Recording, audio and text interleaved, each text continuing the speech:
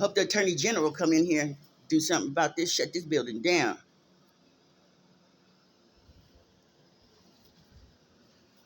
All that money for renovations, and we still got problems. This is dangerous.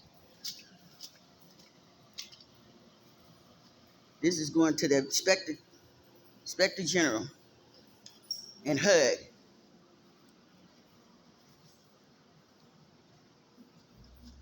This is after renovations.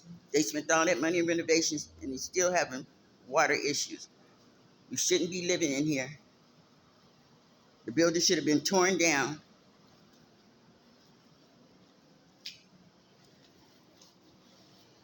Maintenance here now. This is going straight to them tomorrow.